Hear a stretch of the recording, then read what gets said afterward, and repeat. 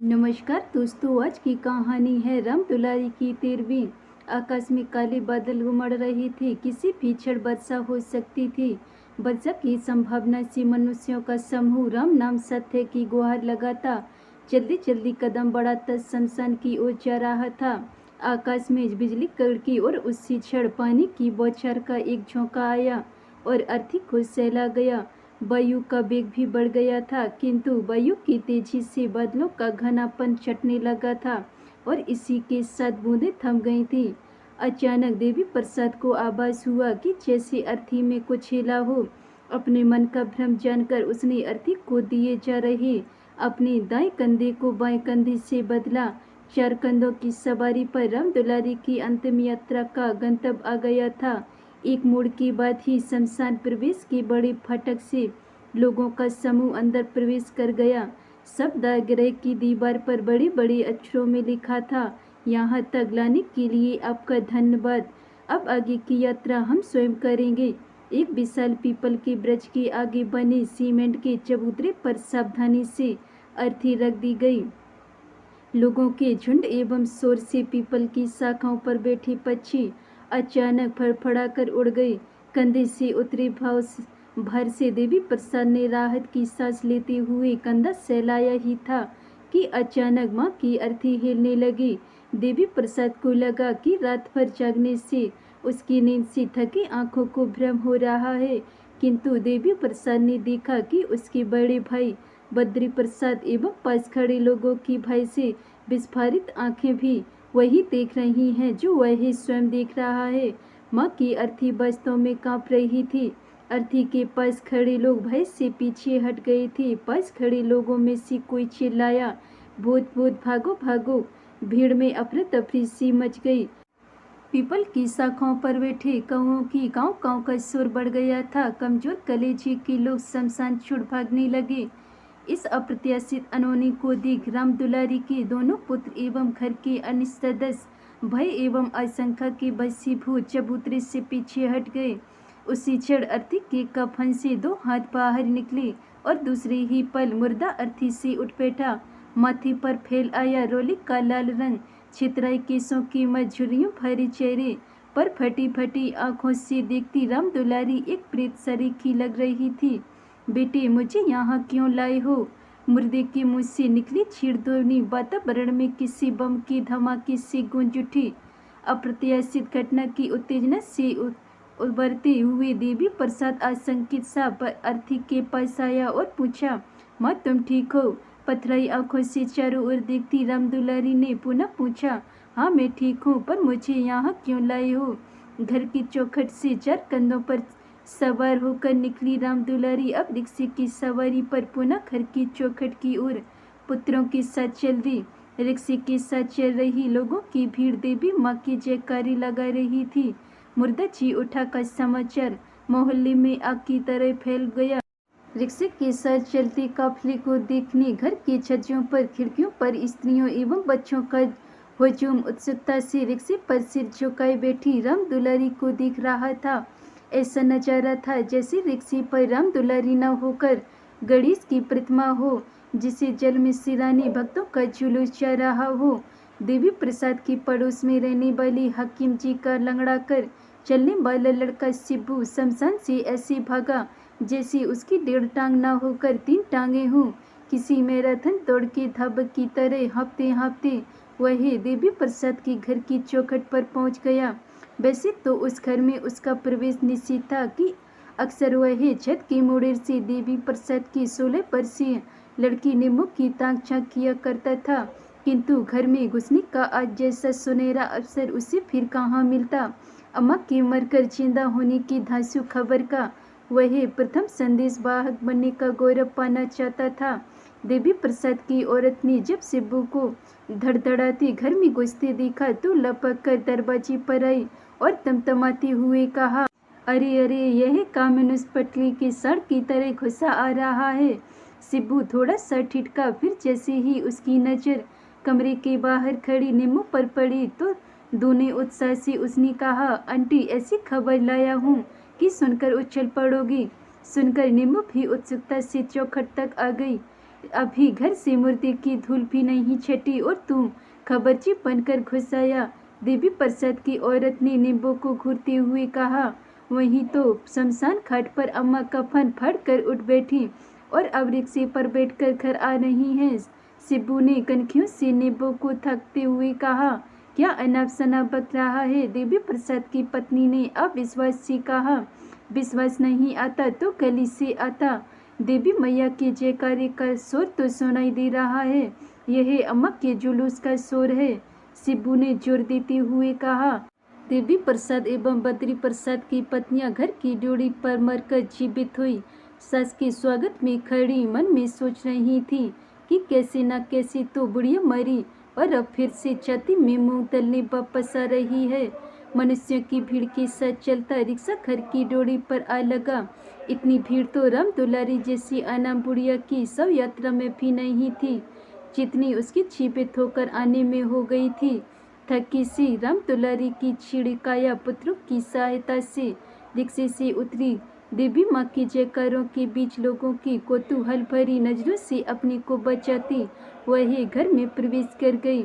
मरकर जीवित होने के अपराध बोध से ग्रस्त थकी सी राम दुलारी घर की चारपाई पर निडाल सी सो गई या फिर लोगों के प्रश्नों से बचने के प्रयास में सोने का नाटक कर रही थी। राम दुलारी तो सो गई किंतु मोहल्ला जागा उठा था। एक उत्तेजना का वातावरण व्याप्त था। यही एक ऐसा मध्यम वर्गीय मोहल्ला था जिसकी पहचान यहाँ की कोलतार उधड़ी सड़कों पर आवारा घूमते पशुओं के बीच किल्ली डंडा या कंची जैसी राष्ट्रीयता खेल खेलते बच्चे थे। इस अनाम से मोहल्ले को राम दुलारी एपिसोड ने अचानक सुर्खियों में ला दिया था। सनसनीखेज खबरों के भूखे टीवी वाले और प्रेस वाले अपने अपने कैमरे लटकाए इस मोहल्ले में सक्रिय हो उठी थी। प्रसाद बंधुओं की पत्नियां जो सास के जीवित होने से बेचुप थी अपने को दूरदर्शन पर दिखलाए जाने की उत्तेजना से प्रेस कैमरे के सामने काजल लिपस्टिक लगाए विस्तार से पुनर्जीवित गाथा का ब्यौरा दे रही थी। ईश्वर को सास के पुनर्जीवित होने के धन्यवाद के साथ इसे अपने पूर्व जन्मों का सुफल भी बता रही थी। किंतु राम दुलारी के प्रेस के समझ न आने के हट के चलते उसके मरकर जीवित होने के अनुभव या उसके मन में क्या चल रहा है, इन सब से वंचित प्रेस वालों को राम दुलारी के विभिन्न कोणों से लिए फोटो से संतोष करना पड़ा। कैसे न कैसे अफरा तफरी में वह दिन गुजरा। अगले दिन घर के सदस्यों एवं मोहल्ले के बड़े बूढ़ों की राय से जीवित हुए मुर्दे के संभावित दुष्प्रभाव की छाया के निवारण हेतु पंडित शिवचरण बुलाए गए। पंडित शिवचरण ने आंखें मूंदकर आकाश की ओर देखते हुए कोई अस्पष्ट सा मंत्र बुदबुदाया। तत्पश्चात अपने थैले से कोई कर्मकांड संबंधित पोथा निकालकर उसके पन्ने पलटे एवं मनन की मुद्रा में आ गए। ऐसा लगता था जैसे कोर्ट में बैठा कोई न्यायाधीश सबूतों एवं गवाहों को सुनाने के बाद किसी जटिल मुकदमे का फैसला सुनाने जा रहा हो। पंडित शिवचरण के जीवन में संभवतः यह प्रथम अवसर ही था जब मरकर जीवित हुए किसी जीव के कर्मकांड संबंधित अनुष्ठान का निर्णय उन्हें लेना था। शिवचरण जी ने कर्मकांड ग्रंथ को श्रद्धा से अपने थैले में रखा। तत्पश्चात गंभीरता का मुखौटा ओढ़ते हुए देवी प्रसाद एवं बद्री प्रसाद को संबोधित करते हुए कहा, देखिए यजमान, आपकी माँ की मृत्यु तो निश्चित रूप से हो चुकी थी किंतु ईश्वरी कृपा से पुनर्जन्म कर्म फलों के कारण इसी शरीर में उन्हें नया जीवन दिया गया है। कोने में खड़ी दोनों पत्नियां पंडित के ज्ञान दर्शन को समझने की चेष्टा में अपने अपने पतियों के समीप आ खड़ी हुई किंतु इन सब के भ्रमित चेहरे पर साफ लिखा था कि मृत्यु पूर्व जन्म कर्म फल जैसी शब्दावली उनके लिए ऐसे ही अनजान थी जैसी गांव की पाठशाला के मास्टर के लिए ट्विटर और फेसबुक जैसी शब्दावली। देवी प्रसाद ने अपने अज्ञान की छोप को दबाते हुए झल्लाकर कहा, पंडित जी, यह कर्मकांड और कर्मफल के ज्ञान को छोड़िए, हमें तो यह बतलाइए कि अब हमें करना क्या है। पंडित शिवचरण ने अपनी वैधता के ज्ञान में फूलते हुए कहा, करना क्या है जजमान, अपनी मृत माँ की तेरहवीं कीजिए, तत्पश्चात अपनी पुनर्जीवित माँ का नया नामकरण संस्कार कीजिए। जजमान बंधुओं के असमंजस को अनदेखा करते हुए शिवचरण ने अपनी बात चालू रखी। 13वीं में 11 पंडितों को भोज कराएं। अपनी मृत माँ की आत्मा शांति हेतु उसकी पसंद के वस्त्र एवं वस्तुओं का श्रद्धा अनुसार दान दक्षिणा करें। दोनों बहुएं पंडित जी द्वारा सुझाई गई इस खर्चीले 13वीं कर्म के औचित्य को पचा नहीं पा रही थी। अतः बड़ी बहू ने खींचते हुए कहा, पंडित जी, घर में जब कोई मरा ही नहीं, सास अंदर चारपाई पर भली चंगी लेटी हैं, तो काहे की 13वीं और काहे का भोज। अपने पंडितान ज्ञान पर एक अनपढ़ स्त्री द्वारा लगाए प्रश्न के प्रहार से तिलमिलाई शिवचरण ने अपने को संयम करते हुए औरतों की मुँह न लगने की परंपरा का पालन करते हुए बद्री प्रसाद से कहा, देखिए जजमान, यदि आपकी माँ की मृत्यु हुई ही नहीं थी तो काहे को अर्थी सजाई और काहे को शमशान गए। आपकी माँ की मृत्यु तो अवश्य हुई है, किंतु ऊपर की दरबार में भी तो भूल चूक हो सकती है। उसी भूल चूक के परिणाम स्वरूप लिए गए प्राण पुनः देह में प्रतिष्ठित कर दिए गए। अपनी तर्क के प्रभाव को जजमानों के चेहरे पर लक्षित कर शिवचरण ने अंतिम हथियार का बर करते हुए पुनः कहा, इस पर भी यदि आप घर पर हुई मृत्यु के दुष्प्रभाव निवारण हेतु कर्मकांड नहीं संपन्न कराना चाहते तो आपकी इच्छा, किंतु बच्चों पर एवं घर पर पड़ती अनिष्ठा छाया के लिए आप स्वयं उत्तरदायी होंगी। पंडित जी की इस परोक्ष धमकी के आगे बहुएं नतमस्तक अवश्य हो गईं, किंतु इस अनावश्यक खर्च की खींच उनके चेहरे पर स्पष्ट झलक आई थी। माँ की 13वीं एवं नामकरण विधि विधान से किए जाएंगे। इस निर्णय के साथ सभा विसर्जित हो गई।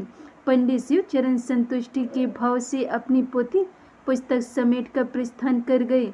राम दुलारी को जब ज्ञात हुआ कि जीते जी उसकी 13वीं मनाई जा रही है तो शर्म से उसका कलेजा फट पड़ने को हो आया। काश मौत उसके बस में होती तो वह उसे अभी गले लगा लेती। वैसे भी उठते बैठते बहुओं के ताने सुनने से तो मर जाने में ही ज़्यादा सुकून मिलता। वही सोचने लगी कि हे भगवान, जीते जी इन आँखों से अपनी 13वीं देखने से तो अच्छा है कि मेरे प्राण ले लो। ड्योढ़ी की छत पर से होते हुए सूरज की लालिमा का प्रकाश घर की दालन पर फैल गया था। कोने के गमले में लगा तुलसी का पौधा पानी के अभाव में मुरझा गया है। तुलसी को पानी कौन देता जब पानी देने वाली स्वयं कोठरी में मुरझाई सी पड़ी है। घर में उत्तेजना एवं सक्रियता का मिला जुला वातावरण है। घर की दालन पर दरी बिछा दी गई है। दालन की दीवार से लगी चौकी पर राम दुलारी की ब्लैक एंड व्हाइट पुरानी फोटो, जिसमें उसकी आयु बहुओं से कम लग रही है, पर गेंदे की माला सुशोभित है। फोटो के सामने रखी थाली पर दिया जल रहा है। घर से लगी गली पर बनाई भट्टी पर हलवाइयाँ पूड़ियाँ तल रहा है। घर के बच्चे उत्साह से उछल कूद मचा रहे हैं, क्योंकि आज उन्हें पूड़ियाँ और मिठाइयाँ खाने को मिलेगी। बच्चों को इससे कोई फर्क नहीं पड़ता कि पूड़ियाँ छठी बच्चे के जन्म की हैं या 13वीं की। पीपल के पेड़ पर कौओं की काँव काँव का सुर कुछ ज़्यादा ही है। संभवतः कौओं को आभास है कि मृत्यु भोज में प्रथम हिस्सेदारी कौओं की होती है। भोज के द्वितीय हिस्से दर 11 हट्टे खट्टे चुटियाधारी ब्राह्मण अपना स्थान ग्रहण कर चुके हैं। पंडित शिवचरण द्वारा थोपे गए 13वीं के नाटक से विलुप्त राम दुलारी ने लज्जा एवं क्षोभ से अपने आप को अपनी 8x8 की कोठरी में बंद कर लिया है। राम दुलारी कोठरी में बंद अवश्य है, किंतु उसके सक्रिय कान आयोजन स्थल पर ही लगे हैं। मन सज गया है। मन संचालक पंडित शिवचरण ने मंत्रोच्चारण से नाटक का आरंभ कर दिया है। शब्द उच्च वातावरण में तैर रही हैं। दालन से होते हुए राम दुलारी की कोठरी तक मंत्रोच्चारण की स्वर लहरी में कहीं अतीत से गूंजे स्वर गड़बड़ हो जाते हैं। 50 कोस दूर बस से सोडा गांव में राम दुलारी का मायका है। मायके के आंगन में लगा नीम का पेड़ कब पराया हो गया, कब वही शादी के साथ फिर इस ले मुंशी दीनानाथ के साथ इस आंगन में आ गई थी, और आज इसी आंगन में जीते जी 13वीं उधर दालान में संपन्न होते यज्ञ से स्वाहा स्वाहा की ध्वनियाँ आ रही हैं। राम दुलारी को स्वाहा के स्वर कहीं नेपथ्य से आते प्रतीत हो रही है। घर में प्रथम पुत्र के नामकरण का यज्ञ था। राम दुलारी माँ बन गई थी। उसकी आंचल में दुग्धपान करता नन्ना बद्री प्रसाद आ गया था। उसकी स्त्रीत्व की पूर्णता पाली थी। और फिर आया देवी प्रसाद। घर का यही आंगन 2 बच्चों की किलकारियों से गुलजार हो गया था। उस दिन उसे बड़ा आश्चर्य हुआ जब उसने देखा कि मुंशी जी एक भूरी गाय की डोर थामे चले आ रहे हैं। पति ने मुस्कुराते हुए कहा था, घर में एक माँ तो तुम हो ही, मैं एक और माँ ले आया हूँ। आज रामदुलारी को सब एक एक कर याद आ रहा है। यादों का तारतम बाहर दालान से आती बर्तनों प्लेट प्यालियों की आवाज से टूट जाता है। संभवतः ब्राह्मण तिरमी का भोज कर रहे हैं। वातावरण में आलू पूरी की सुगंध फैल जाती है। चीरे वाले आलू के साथ अजवाइन मिली नमकीन पूड़ियाँ मुंशी दीनानाथ को भी बहुत पसंद थी। बाहर दालान में लोगों के चलने फिरने की शोर आ रही हैं। दरवाजे के बाहर से आती पदचाप से ही रामदुलारी पहचान जाती थी कि मुंशी जी आ रहे हैं। ऐसे ही एक दिन जब उसे लगा था कि घर के दरवाजे के बाहर से आती पति की चिर परिचित पदचाप आज और दिनों की अपेक्षा कुछ बदली सी है। मुंशी जी की पदचाप में एक लड़खड़ाहट सी थी। आते ही क्लांत से खाट पर लेट गए और बोले, बद्री की माँ, सीने में दर्द सा ठहर रहा है। वही तुरंत रसोई से तिल की शीशी ले आई। वही सीने में तिल की मालिश करती रही और मुंशी जी की आंखें मूंदती गई। मुंशी जी का शरीर एक बार भी कपकपाया। एक झटका सा लगा और उनके हाथ से तिल की कटोरी गिर गई। और फिर सब शांत। तिल मालिश उसके 40 वर्षीय वैवाहिक जीवन में पति को दी गई उनकी अंतिम सेवा बन गई। आंसू की गर्म बूंद आँख की कोर से निकल रामदुलारी के गालों पर लुढ़क जाती है। कोठरी की दीवारें धुंधली सी जाती हैं। दालान से आती आवाज़ों की ध्वनियाँ दूर कहीं खो जाती हैं। आंखों में अक्से तर जाते हैं। मुंशी जी खड़े मुस्कुरा रहे हैं। बूढ़ी गाय ओसारज में खड़ी रंभा रही है। एक माँ दूसरी माँ को बुला रही है। मायके के आंगन वाला नीम का पेड़ उससे बुला रहा है। फिर सब दृश्य एक दूसरे में डगमग हो जाते हैं। मुंशी जी भूरी गाय, नीम वाला आंगन, नींद की खुमारी सी छाती जा रही है। उधर दालान में पंडित शिवचरण का थैला दान दक्षिणा के सामान से भर गया है। जीवन की निस्तारता और अंत में सब कुछ यही रह जाता है।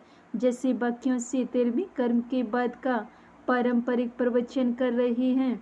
मेरा तेरा लेना देना मोह माया सब छलावा है। श्रोता उबासियां लेते पंडित जी का प्रवचन सुन रही हैं। संसार तो एक छलावा है, बस एक ईश्वर ही सत्य है। के बाद से पंडित शिवचरण अपने प्रवचन का समापन करते हैं। जजमान बद्री प्रसाद को संबोधित करते हुए, अब की माता जी के 13वें कर्म को संपन्न हुआ। अब अपनी माता जी को नामकरण संस्कार हेतु बुलाएं। पंडित जी ने संतुष्टिपूर्ण मुद्रा में कहा। दोनों पुत्र और उनके पीछे उनकी पत्नियां रामदुलारी की कोठरी में प्रवेश करते हैं। रामदुलारी खुली आंखों से सो रही है, शांत एवं निश्चल। उठो माँ, पंडित जी नामकरण के लिए बुला रहे हैं। वही उसे हिलाती हैं। रामदुलारी की निस्पंद ठंडा शरीर एक तरफ को लुढ़क जाता है, किंतु उसकी खुली आंखें जैसे कहीं कुछ खोज सी रही हैं। धन्यवाद दोस्तों। अगर ये मेरी कहानी आपको पसंद आई हो तो वीडियो को लाइक, कमेंट, शेयर जरूर करें। अगर चैनल पे नए हैं तो चैनल को सब्सक्राइब कर लें। मिलते हैं ऐसी और नई कहानियों के साथ, तब तक के लिए बाय बाय।